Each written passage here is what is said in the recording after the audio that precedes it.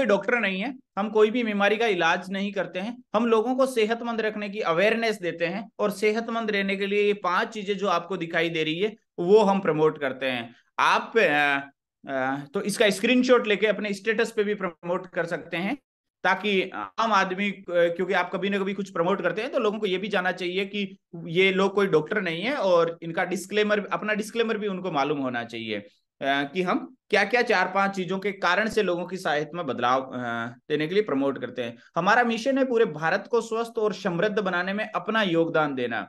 हमें बचपन से ही सिखाया जाता था, स्कूल में जाते ही देशभक्ति भरी जाती है हमारे विचारों में, हमारे भावनाओं में। हमें ऐसे हाथ को सीधा कराकर प्रतिज्ञा लिवाई जाती है, भारत मेरा देश है, और बहुत सारी इसकी तरक्की में और इसकी समृद्धि में योगदान देने के लिए, एकदम स्ट्रांग बनाने के लिए कोशिशें की जाती हैं। उसके बाद में हर मौके पे हमें देश के प्रति, समाज के प्रति योगदान देने की बातें बोली जाती हैं। परंतु जिस व्यक्ति को जहां मौका मिलता है वहां वो अपना देशभक्ति का परिचय देता है। हमें यहाँ पे मौका मिला है कि हेल्थ के मामले में लोगों को जागरूक किया जाए, ताकि एक स्वस्थ इंसान ही अपने देश की प्रगति में योगदान दे सकता है। और हमारा लक्ष्य है 2025 तक 10 लाख से भी ज्यादा लोगों की सेहत में बदलाव देना और उनको बेहतर बनाने में योगदान देना। और इसमें हमें आपका भी सहयोग चाहिए, आपके माध्यम से ही हम ज्यादा लोगों तक पहुंच सकते हैं। और अभी हमारे साथ बहुत सारे ऐसे साथी हैं जो मैराथन के माध्यम से शानदार परिणाम ले रहे हैं। हेल्थ मास्टर क्लास का अभी 3 दिन तक तो अवेयरनेस था, कल से डिटॉक्स एजुकेशन का। डिटॉक्स क्या होता है मैं कल ही बताऊंगा, मेरे से बार बार निकलने की कोशिश कर रहा है डिटॉक्स क्या होता है, तो कल ही बताऊंगा डिटॉक्स क्या होता है। अगले 7 दिन तक बढ़िया तरीके से हमारी बॉडी में से जो भी समस्याएं हैं वो निकल जाए। डिटॉक्स का मतलब हमारे विचारों में कोई समस्याएं हैं तो माइंड डिटॉक्स हो जाएगा। माइंड डिटॉक्स कैसे अपन कर सकते हैं, हमारे विचारों को बढ़िया कैसे बना सकते हैं, इसके बारे में कल बात करेंगे। हमारी बॉडी में कोई समस्याएं हैं तो वो निकले और बॉडी क्लीन होए तो वो डिटॉक्स होता है। हमारे घर परिवार समाज में सोशल हेल्थ में कोई डिटॉक्स है, कोई प्रॉब्लम है तो वो निकले। और घर परिवार में जब पहले समस्याएं निकलेगी, कोई बाल्टी में, कोई डब्बे में खराब पानी है, गंदा पानी है, तो वो निकलेगा तभी तो अच्छा पानी उसमें दिखेगा। तो ऑलरेडी हमारी मेंटल हेल्थ में, हमारी फिजिकल हेल्थ में, हमारी सोशल हेल्थ में कोई टॉक्सिन है। वो टॉक्सिन कैसे हम निकालें वो अगले 7 दिन में अपन बढ़िया से क्लियर करने वाले हैं। और उसके दौरान ट्रांसफॉर्मेशन जर्नी की बात चलती रहेगी, जिससे कि आपको उसके अगले 7 दिन बाद शानदार ट्रांसफॉर्मेशन जानने को मिलने वाले हैं। तो कल से भी आप किसी को इस कम्युनिटी में लाएंगे तो उसको भी प्रॉपरली चैप्टर 1 से सारी चीजें समझ में आने को मिलेगी। आज जो मैं आपको अवेयरनेस करना चाह रहा हूं वो स्पेशली थोड़ा सा एक 3 स्लाइड है। ये 3 स्लाइड को बड़े ध्यान से समझें कि कोई भी व्यक्ति अपनी इस चीज को ध्यान नहीं रख पाता है, अपने टॉक्सिन को बाहर नहीं निकाल पाता है, अपनी सेहत को ट्रांसफॉर्म नहीं कर पाता है या सेहतमंद नहीं रह पाता है, तो उसको 2 प्रकार के खर्चे लगते हैं। एक तो डायरेक्ट कॉस्ट।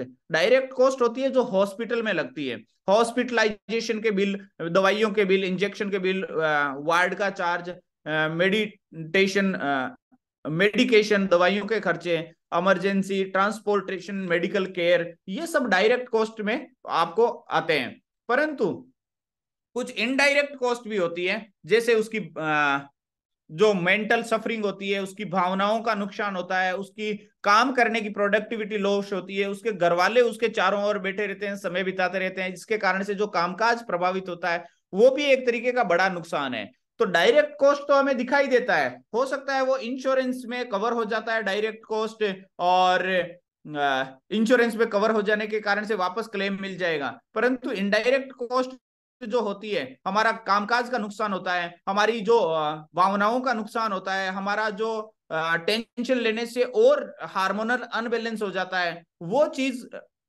इंश्योरेंस में वापस मिल जाएगी क्या, क्लेम में वापस मिल जाएगी क्या? तो ये 2 प्रकार के नुकसान होते हैं। एक रिपोर्ट है कि हेल्थ के ऊपर जो खर्चे हुए वो 2022 का इसमें रिपोर्ट है 28 लाख करोड़। 1 करोड़ भी बहुत होता है, और 2022 का इसमें दिया हुआ है 28 लाख करोड़। जो बताया हुआ है 2015 से कितना गुना बढ़ गया। 2015 में हेल्थ के ऊपर जो कॉस्ट आई थी वो इंडिया की 7.5 लाख करोड़ आई थी, यानी 8 लाख करोड़ समझ लो। 8 लाख से 3 गुना हो गई, 22 लाख लगभग 4 गुना हो गई, 3.5 गुना हो गई, 28 लाख करोड़ हुई है। तो बहुत सारी लोगों की हेल्थ के ऊपर कॉस्ट बढ़ लग रही है। ये इसमें से कुछ ना कुछ हो सकता है हमारे जानकार लोगों को भी पत्ती आया होगा।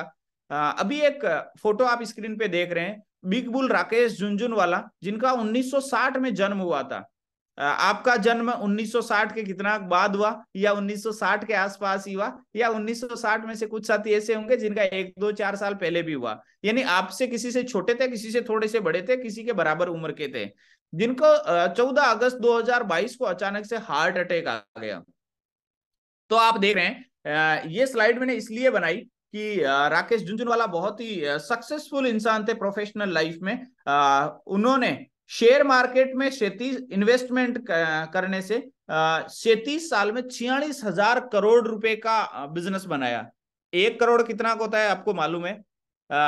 1 करोड़ के बाद में 1,000 करोड़ कितना होता है वो आप सोच सकते हैं। 46,000 करोड़ की इन्होंने संपत्ति बनाई, और जब इनको अचानक सेहत के ऊपर ध्यान नहीं दिया तो ये अचानक से इनको वो हुआ, हार्ट प्रॉब्लम हुआ और इस दुनिया से चले गए।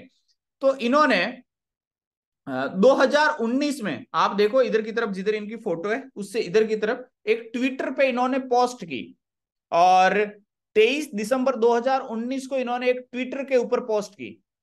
2019 में, यानी 2022 में हार्ट अटैक हुआ, 2019 में यानी हार्ट अटैक हुआ इससे 3 साल पहले इन्होंने ट्विटर पे एक पोस्ट की, जिसमें इन्होंने लिखा कि मैंने जो इन्वेस्टमेंट किए हैं वो बहुत सारे मुझे बिजनेस में फायदे दिए, परंतु मेरा जो सबसे खराब इन्वेस्टमेंट रहा है वो सेहत का इन्वेस्टमेंट है। मैं सेहत में सही इन्वेस्टमेंट नहीं कर पाया, सेहत का इन्वेस्टमेंट मेरा सबसे खराब इन्वेस्टमेंट रहा है। तो ये राकेश झुनझुनवाला जी ने 2019 में कहा। 2019 में क्यों कहा होगा? क्योंकि उनको कुछ ना कुछ प्रॉब्लम होने लग गई थी। 2022 में उनको, वो इस दुनिया से गए, परंतु उनको प्रॉब्लम 4 5 साल पहले से होने लग गई थी। तो 2019 में तो वो इतने परेशान हो गए होंगे प्रॉब्लम से, इसलिए उन्होंने ट्विटर पे ये लिखा कि मेरा सबसे खराब इन्वेस्टमेंट ये है। नीचे की तरफ उन्होंने लिखा है कि मैं सबको कहना चाह रहा हूं कि आप सेहत में बढ़िया इन्वेस्टमेंट करें। सेहत में इन्वेस्टमेंट होता है थोड़ा नॉलेज का, थोड़ा टाइम का।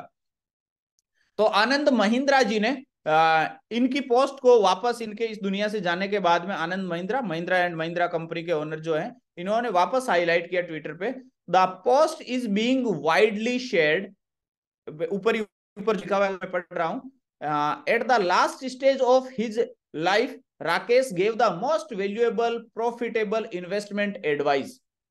आनंद महिंद्रा जी कह रहे हैं कि राकेश झुनझुनवाला जी ने अपने अंतिम सालों में जो हमें सबसे कीमती और फायदेमंद सलाह दी है वो ये है, it is advice that is worth billion and the best part is it required investing your time not your money. ये जो सलाह है ये लाखों और करोड़ों की कीमत रखती है, worth billions, and best part is, और सबसे फायदे की बात इसमें यह है कि ये केवल आपका टाइम इन्वेस्टमेंट मांग रही है, ये पैसा इन्वेस्टमेंट नहीं मांग रही है। और टाइम इन्वेस्टमेंट मांगने का सबसे बड़ा फायदा क्या है? हर कोई अफोर्ड कर सकता है, क्योंकि भगवान ने समय के तरफ से सबको बराबर दिया है, सबको बराबर 24 घंटा दिया है। ऐसा नहीं है, पैसा तो हो सकता है किसी को महीने का 50,000 मिलता है, किसी को महीने का 25,000 मिलता है, किसी को महीने का 1 लाख 5 लाख मिलता है, तो पैसा तो सबको अलग अलग मिलता है। तो जिसके पास पैसा कम होगा वो हो सकता है इन्वेस्टमेंट कम कर पाएगा, परंतु समय की तरफ से सब बराबर अमीर है, समय की तरफ से सब बराबर धनवान है, समय की तरफ से सब लोग इक्वल है। तो समय, हम कोई बोले कि मैं कम इन्वेस्टमेंट करूंगा तो वो मेरी समझदारी है, मैं यदि ज्यादा इन्वेस्टमेंट करूंगा तो वो मेरी समझदारी है। तो आप समय को बराबर इन्वेस्ट करें सेहत के मामले में, और समय सबको बराबर ही मिल रहा है। तो ये एक अवेयरनेस की लास्ट स्लाइड है कि हेल्थ के मामले में जो हार्ट प्रॉब्लम हो रही है, 2010 का आंकड़ा इधर हमने दिखाया है और 2020 का आंकड़ा इधर दिखाया है। ये ऑथेंटिक इंस्टीट्यूट का आंकड़ा हम आपके साथ चर्चा कर रहे हैं, हमारी मर्जी से कुछ अभी आंकड़ा नहीं बनाया है। 2010 में आप देख रहे हैं ब्लू लाइन में लिखा हुआ कि जो भी भारत में इस दुनिया से लोग जाते थे, वो उनमें से 16% लोग, में से 16 लोग हार्ट अटैक से जाते थे। 100 में से 16 लोग, 16% लोग ही।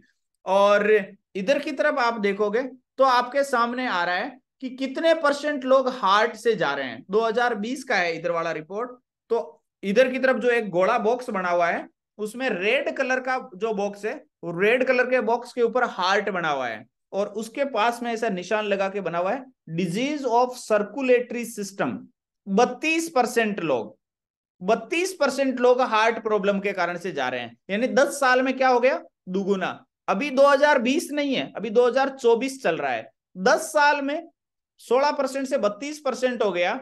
और फिगर दिया हुआ है 5,80,751 लोग इससे गए, हार्ट से। तो अभी 2030 कभी नहीं आएगा या आएगा?